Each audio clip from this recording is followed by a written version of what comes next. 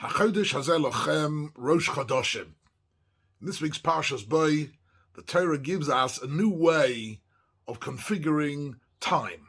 How do we really count the time and relate to the passage of time is a very significant part of our consciousness and of our culture.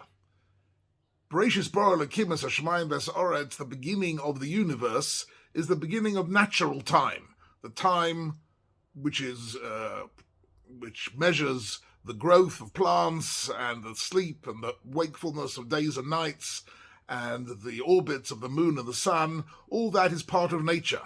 And all that continued from Bereshis until Parshat Bo. When it comes to this week's Parshat Bo, HaChodesh Hazeh Lochem Rosh Chodoshim, it means there was a new hitchadshut. Something new happened which created not just a new item or a new thought, but a whole new way of understanding reality and of existence. And in fact, it's a new creation. Chazal tell us that just like Tishri was the month in which the world was created, Hayom Haras Olam, similarly Nisan was a world in which a new creation came into being. That the Jewish people were not only anymore just Bnei Yisrael, like Bnei Yaakov. They weren't just children of the same family. They became Am Yisrael. They became a national unity, and on their way to Kabbalas HaTorah, to Shavuos, on their way to designating themselves as a free nation, as a Mamlechet Kohanim v'Goy Kodosh, a nation with a mission and a spiritual destiny. This is Parshat Bo, a turning point in the whole of the Chumash and the whole of the history of Klal Yisrael, and indeed that is really at the heart of every Leil Seder, every Seder night, where we sit down and recount the story. We're saying that really we're starting time again. It's a new way of understanding time. The truth is, in the culture that we live in the non-Jewish culture, we are familiar with the fact that time is designated by what one is concerned with. People in the academic world live according to the academic year. The academic year starts a new cycle for them. People in the financial world start a tax year. The accountants start their year at a different time than the academics start their year. And then there is the calendar year. Different ways of structuring the year is a different way of expressing what's really important to you and what is the starting point of your life. How do you account for the passing moments of your life?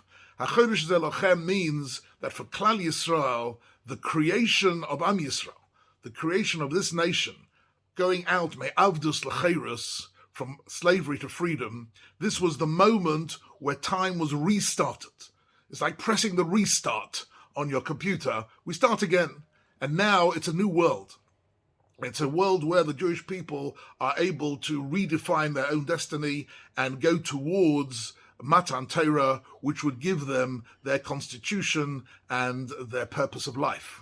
The Mukubolim, for example, beautifully speak about Pesach, Shavuos, and Sukkos as Pesach is the birth of the Jewish people, Shavuos is the bar mitzvah or bas mitzvah of the Jewish people, is Kabbalat HaMitzvot, is the moment where they accept upon themselves a new way of life, and Sukkos is the chuppah, is under the schach of the sukkah. We are, so to speak, standing under the chuppah and entering into a deeper relationship with HaKadosh Baruch Hu and with the Jewish people.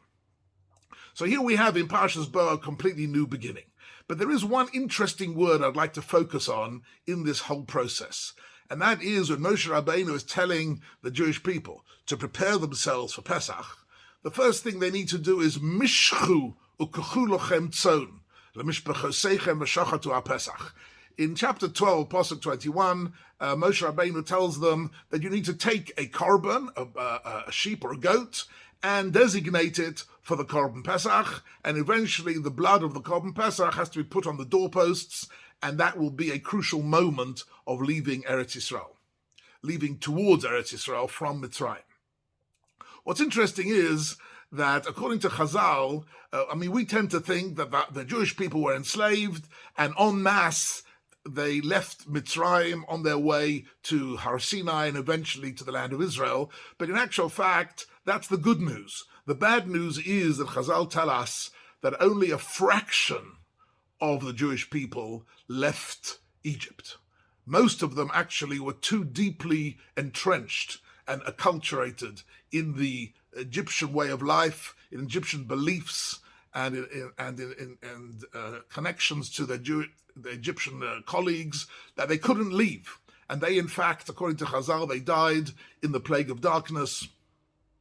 And this was a tragedy for the Jewish people. They lost large percentage. Exactly how much depends on how you understand Midrash Chazal, but certainly a large percentage of Klal Yisrael were lost there and then. And this is a very interesting, relates to the word mishchu itself. The word mishchu, mem shin kaf, has actually in Hebrew language got two opposite meanings, but they're not. On the one hand, they're diametrically opposite. On the other hand, they complement each other in a very profound way. So limshach can mean to be attracted to something, right? To be attracted to a person, to be attracted to a land, to be attracted. The meshicha means to be drawn towards. And indeed, we find, for example, in Shir Hashirim, Moshcheni acharecha norutza, addressing HaKadosh Baruch Hu, you draw me towards you and I will run towards your love. So the Moshcheni is to be drawn to something. On the other hand, Moshcheni can mean, to a certain extent, the opposite.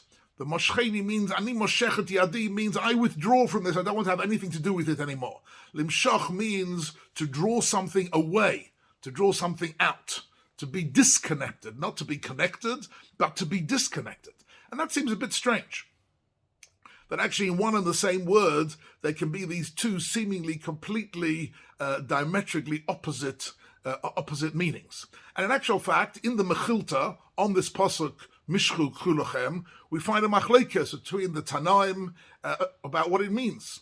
So the Tanakama says that Mishchu simply means draw out from your flock of sheep a designated sheep which you're going to use as a korban, and that's the activity of Hekdesh. Ukachu means and take it. In other words, if you haven't got a flock of sheep, go and buy one. In other words, Mishchu Kchu both mean to draw towards you an animal which can be then used as part of the Korban Pesach.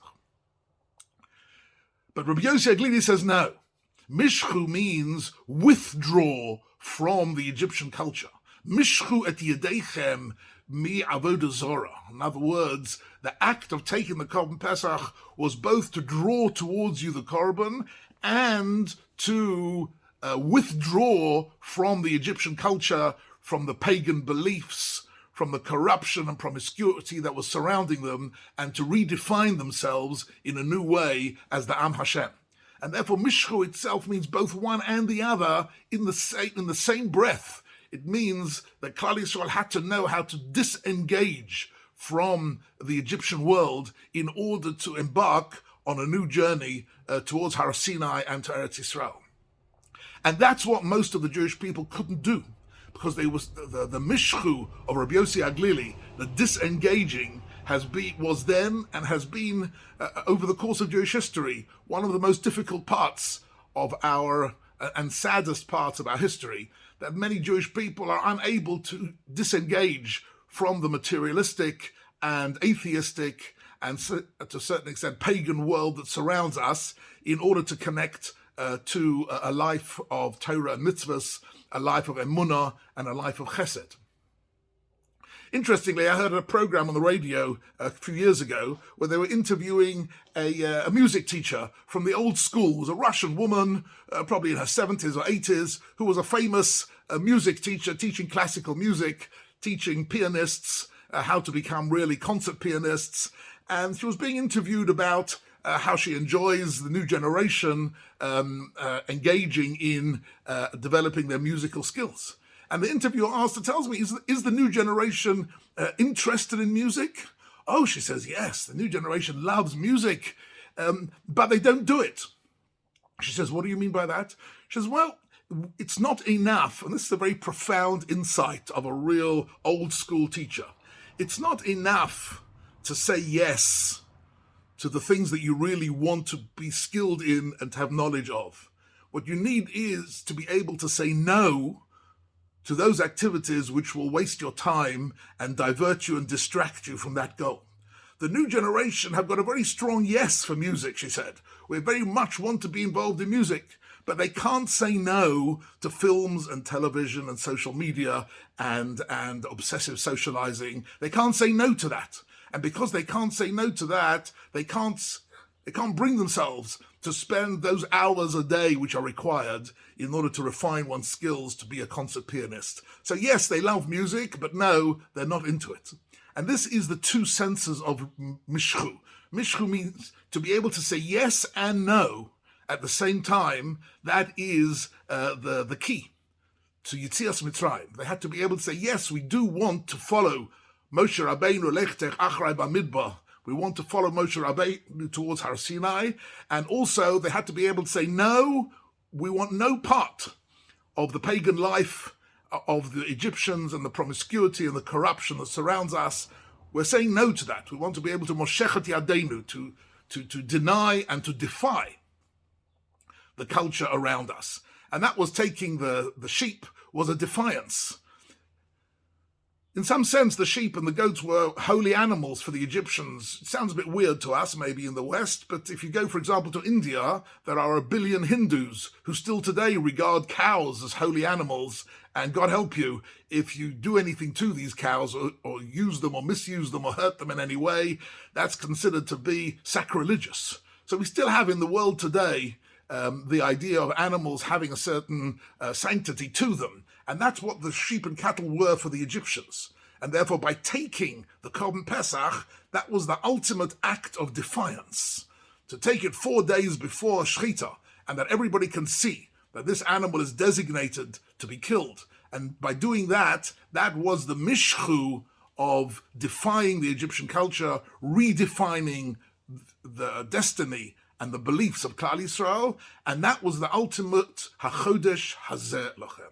A new beginning of time, a new beginning of luach zmanim, a new beginning, a new calendar, a new way of measuring our time. The Jewish world began at Nisan, at the creation of Am Yisrael, and with that they could go forward and prepare themselves for Har Sinai and become the Am Hashem v'chein yehi ratzon.